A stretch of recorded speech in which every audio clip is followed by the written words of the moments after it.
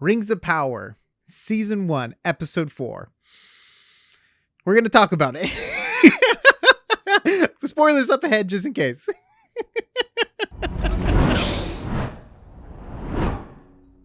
Welcome back to AsArt. My name is Nick, and we have Kyle here with me. Pecos with a 0. Go follow him on Instagram. He's an amazing, talented artist.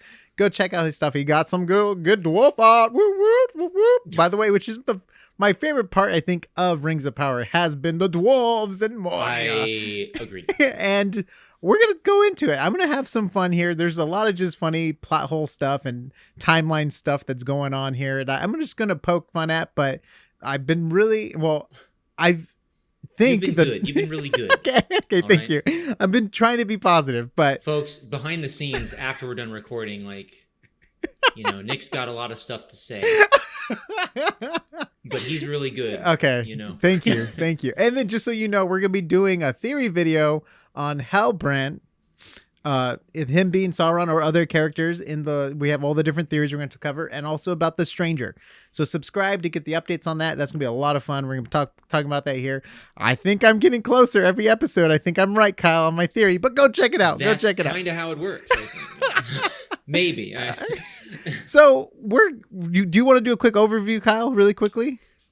Oh boy, yeah. I guess. I just saw it like an hour ago. So if my God. I love throwing Kyle in on the spot. Yeah. Opening scene on Numenor. No. So basically, Isildur kind of ruined his chances of being a seaman, as well as his two friends. That's the thing. He said I think he even told his sister, he's like, I ruined their lives. Yeah. And you're going to ruin the lives of so many more in the future. So it's okay. This is that, that's true. It's like a foretelling of what's going to come, And so also Galadriel got thrown back into the cell again. Yes. And she eventually did persuade the queen at the very end. It was crazy because they were sailing her away on that ship, and where then, she was just the standing tree, too, which was super awkward. The petals started to fall. And then wait. I know they fast paced it, but I just imagine the queen going stopping and go bring her back now. backwards, reverse it. And then in the Southlands, we see that that Theo has used the sword when they went to go back and get food with his friend, right? Because they're now at the tower, right? All the townspeople, and they're running low on supplies. So Theo and his friend decided to go back to the village while it's sunlight, so the orcs aren't out and about. And he encountered an orc inside one of the taverns as he was getting grain, and he figured out how to use the sword. He stabbed himself which drank his blood and essentially summoned the blade from the hilt, right? Yeah. And then does it disappear right after, though?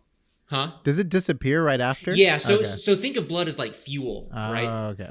So basically it got all that good life force out of that blood and then dissipated. So the thing is, and so he hid until nightfall with the orcs. Probably the most dangerous time, to be honest, to be actually trying to escape from orcs. But so stupid. That's this. But and then he Assassin Creed his way out. Anyways, he did. Hey, it was props to this kid. He survived. Theo survived. So he came back and then so the one of the old men, I believe it was the tavern keep or something, from the first the name Sauron. Yeah. And he's like, have you? I kind of like the part. He's like, have you ever heard of Sauron? And the voice, you kind of hear that little deeper voice in the background, Sauron. It's oh shit, So apparently there are still humans loyal to the forces of Morgoth and Sauron, right? Yeah. So. We're starting to see those old alliances come back. And so Theo doesn't know what to make of that yet. Maybe he can go either way right now because he seems kind of scared about that, right? Yeah. And so then Arondir has not necessarily escaped, but he was tasked by Adar to basically give a message to the people to bend your knee, right? Basically, not to resist. Classic stuff. And then in the Dwarven, my favorite part, I saved the best for last, folks, because that's my favorite arc with Elrond and Durin, and his family and stuff. So there was some mistrust with Durin and Elrond, right? Mm-hmm. Basically not wanting to tell them about the mithril, the new exciting ore that they just found. Which we were right. Registered trademark. Theory. Yeah. Yep. Mm-hmm. Oh wait, that's right. You said that, didn't you? You're like, it's probably mithril. I'm like, Nick, come on. Yeah, you're like, and then, it's the Arkenstone. Yeah. Boy, did I eat my words. I had to eat a whole newspaper off the screen because I lost that bet. Anyway, so basically, Durin and Elrond reconcile because, like, the thing about dwarves, like, I like how we're seeing more of like dwarven culture. And like also like dwarven emotions, right? Like dwarves, they feel really strongly. Yeah. If you catch their ire, they will never forget the wrongs they've done to you. But if you're a dear friend, you'll be family, invited forever. Right? Mm-hmm. Yeah. And so that's the thing, is that like we also see that with Durin when he reconciles with Durin III, his father, right? And his father says, like, even in anger, I am still with you. Right. Like that was actually a really touching moment for me. I was like, that's cool. And basically, he talks to Durin. He's like, what do you make of Elrond and Celebrimbor's requests, right? And he says, like, there is something more. And his father's like, very good, yes, So there is still suspicion on either side, but it looks like that Durin is going to Lindon, and he's going to construct the gigantic forest for Celebrimbor that will eventually bring forth the Rings of Power. The Rings of Power. Yep. And that's episode 4. So one thing that has me lost in the show is the timing. How quick things are happening. Because it's not explained like how long it takes to get to the fortress when he's captured and back. Like how quick he can run, and then how quick they can build the forge. And like we left off like there wasn't even an agreement. Then all of a sudden we come back and they're already building. I'm just like, it's weird the way the timing's working in this show. And then and also how quick he can be in the Elven city to the Dwarven city too. Like there's no sense of time. That's another thing. I was trying to determine during when I was watching it, I'm like, are they building it outside of the mountains, right outside of Moria, or are they? I think it's in the Elven city because it's in his workshop where it's outside of his window. You know what? Yeah, that's right. So it was just like a lot of stuff's happening so quickly, and but the pacing's so differently too. Like we don't know how long Galadriel was out on the water for swimming, and I don't know if everything's on the same timeline. You know what I mean? Like they're not being concerned about if this is happening in the future or in the past and stuff like that. It's kind of just like we're assuming and guessing, and I think they stopped showing the map. Oh, you know what they did? So I'm curious. Did you like that mechanic? Did you like that? I think that helped telling everyone this is all happening at the same time. Like, we're here, let's go here. Like this is happening. Yeah. It also reemphasized that these are global events, or at least super regional events, right? That have impact. So like, I actually like that. Everyone was connected by the shooting star too. So you would think the timeline's the same, and it's moving way too fast. Like in certain areas, like they already have like half the thing built. It looked like outside the window. Yeah. And then it's like, what? Wait, but they literally he's been in jail for 3 days, and this thing's already built. Like what's going on here with the timeline? I'm like super confused with the timeline. I'm like, so what I assumed when I saw that is that Celebrimbor has already been building it. Like, even when he was talking to Elrond, like the foundation was kind of being built and stuff. But it's kind of odd because if building a forge is the central means of it, and you require dwarven craftsmen, trust me, it doesn't make any sense. It's very lazy writing. Part of the central. I'm no structural architect, guys, or like engineer, so but I might be wrong. It's kind of lazy writing, and that's what I saw a lot in this episode, like lazy writing. Like, oh yeah, that's happening. Like, yeah, that's happening with the, that's there, and even like how, like lazy writing, how he pounded on the wall and he knew the song to open up the door right away. Yeah, because the kids were singing it in the background. And it's just like, but like, it's not really like, you know what I mean? It's like, okay, I get it. And then like the first try he gets it, like, okay. And then we see him spying where they have this intense conversation in the middle of an echo chamber. Like some things just didn't make sense. Like, okay, this is just lazy writing to get the action to happen. And I also felt that way too by sending the kid back into the city. Like the reason why they need him to go activate the sword or whatever, it's just like because they didn't bring food. Like, how do you not bring food when you're running away? You know what I mean? Like, it just didn't make sense to me. Like, forget they were carrying tons of stuff when they were first entering. Everyone had bags. It's like, how do they forget food? And then it's just, I don't know, but I just think it's like lazy writing in order to get the kid back there. It's not like he forgot the sword. Like if he forgot the sword, he's like, oh, I have to go back to get the sword. Not like there's no food. All I got to say is fear is a hell of a drug.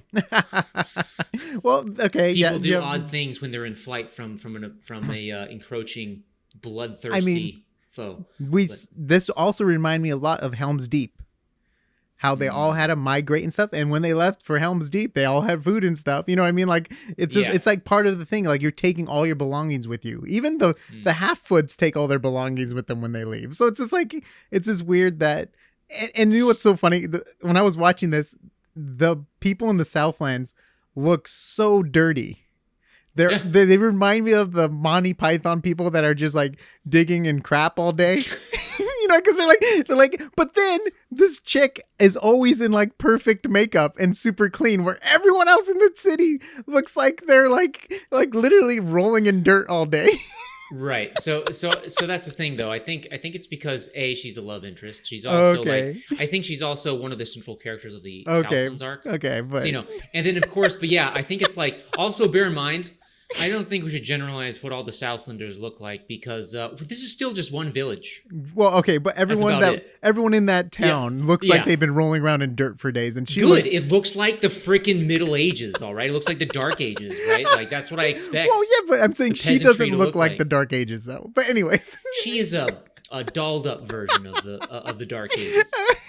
I just thought that was so interesting. Okay, and then he goes back to steal the food, right? Yeah. And it's just like such forced action to get, this chase scene that we know the character's going to be fine. We know this kid's going to be fine. Like I didn't fear for his life at all. And then it just shows again how stupid orcs are. Like literally he hears a little slip sound or whatever inside the well, and he's like, oh, there's something in here. And then literally he looks for a second, there's nothing there, he steps back, and the kid goes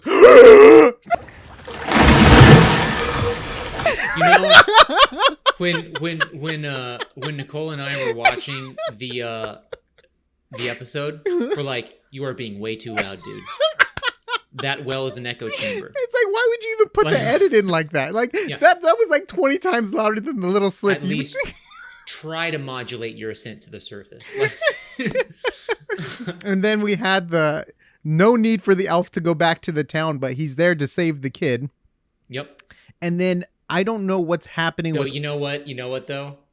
You know what was sick? Where he freaking catches the arrow, dude, and then re-slings it and then just kills an orc. Yeah, because the orcs shoot like stormtroopers in this series. Arendir is pretty OG. He's very Skywalker. Like even when Luke Skywalker was running around, they don't get hit. And it's so interesting because they stop at this clearing because there's sunlight.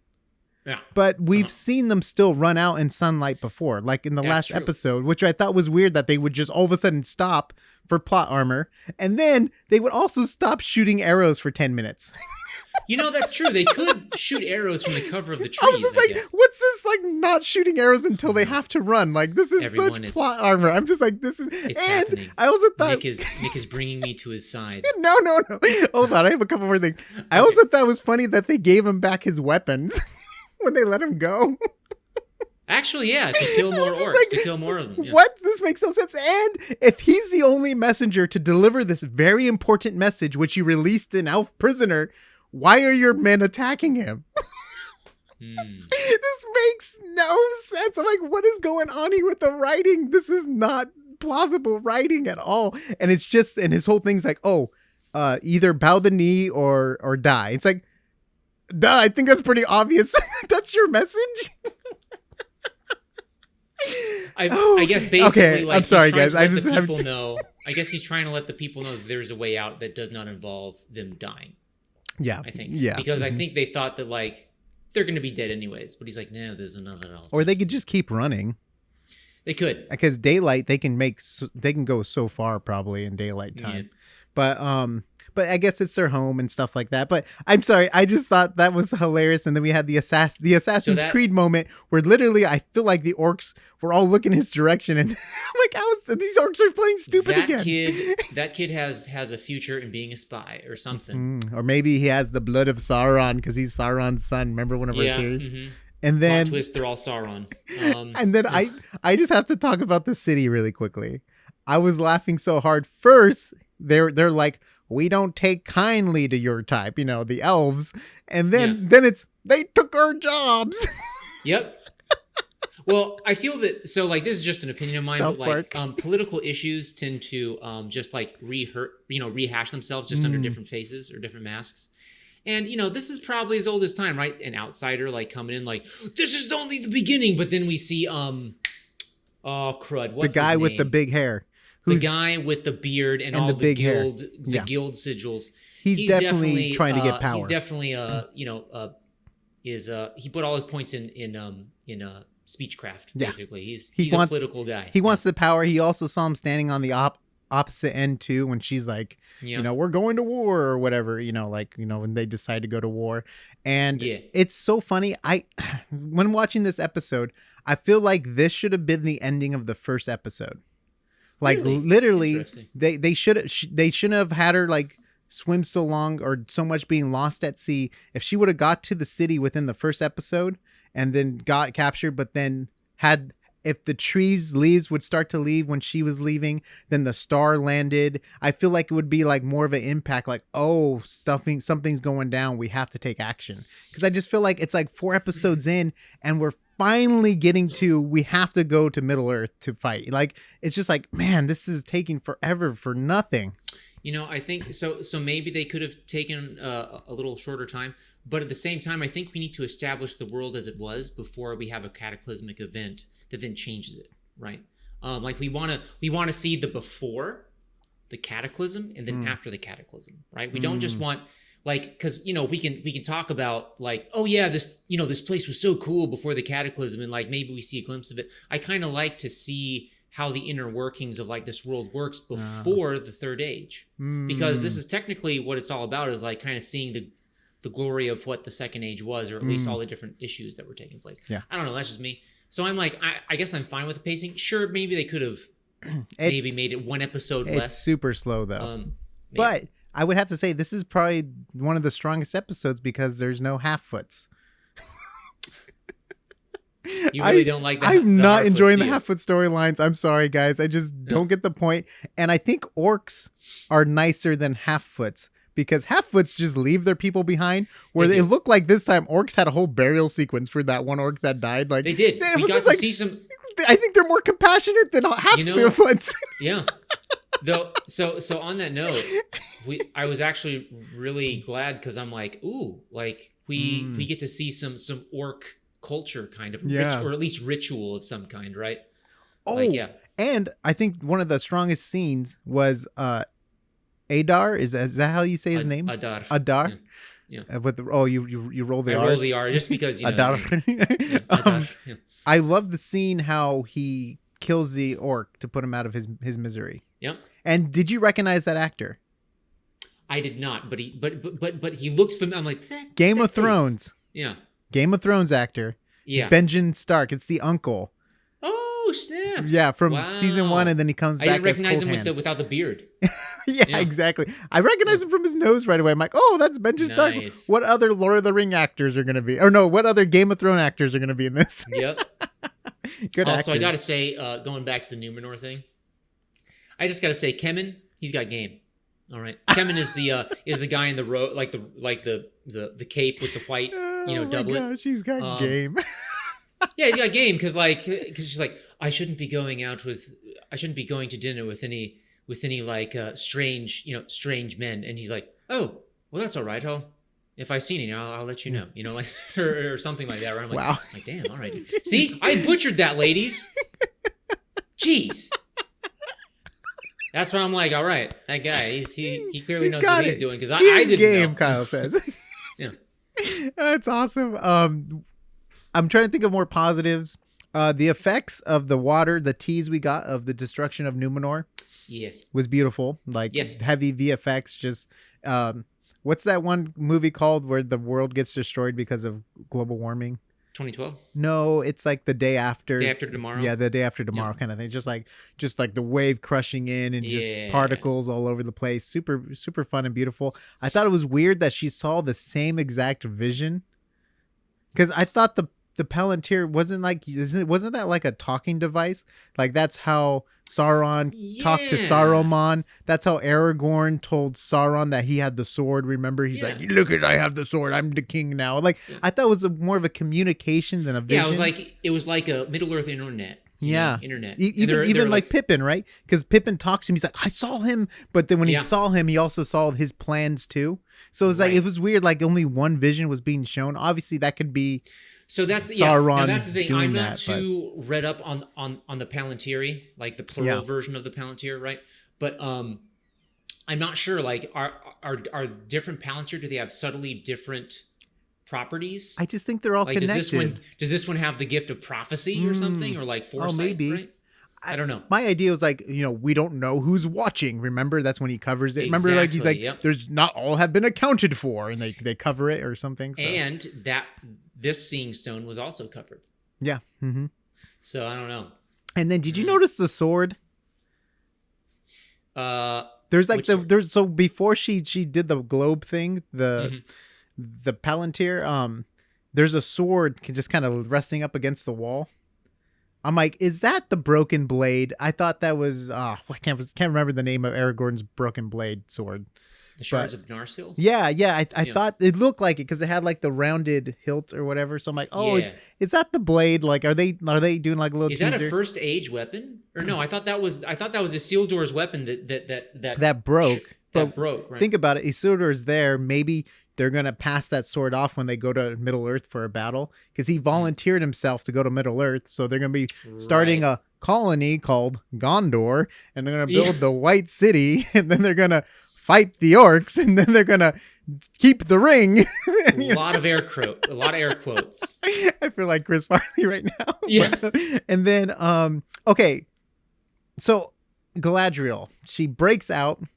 She takes out these 4 guards, and then she runs away to climb a tower to break into the tower with glass. Like she's literally just like kicking butt and like not taking names to get to the king's tower, which I just thought was so. I don't know if that's like a thing. Like when I think of Galadriel, I think of her like she's from royalty, right?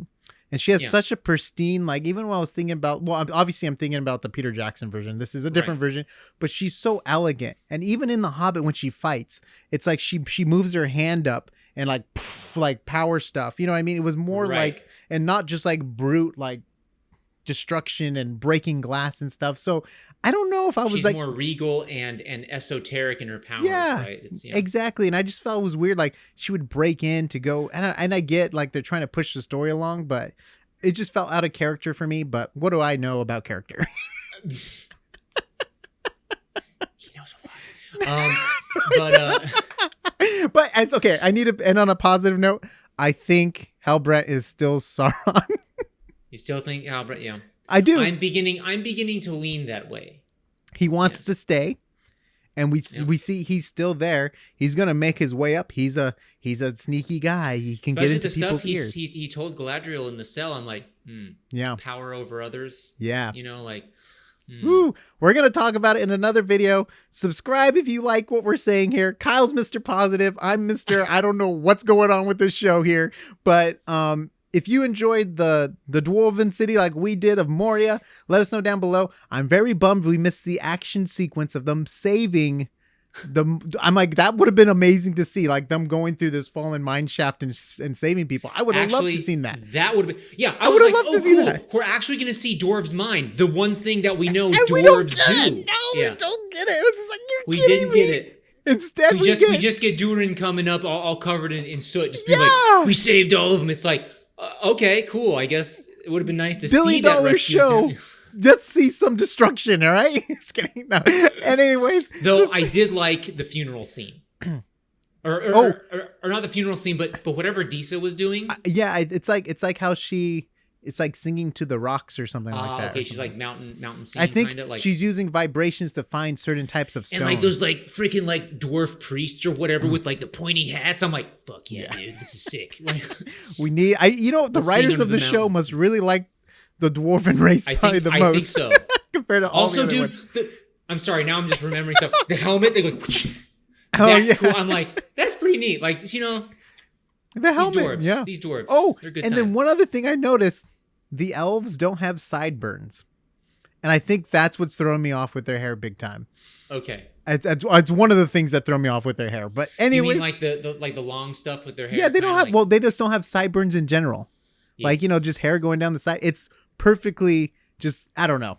Something funky's going on with the hair. I'm gonna get to the bottom of it and. Maybe not, but go follow Kyle on Instagram, PeckleSmith0. Go to AsArt.space for all the audio and video links. We got some cool merch that we're working on and some cool artwork Kyle has done for the channel, AsArt.space, and we'll see you on the next AsArt. Nice. Oh, go nuts, sprinter! Dang, I said it like Gimli, though. I can't do this voice. You probably could do a better dwarf accent than me.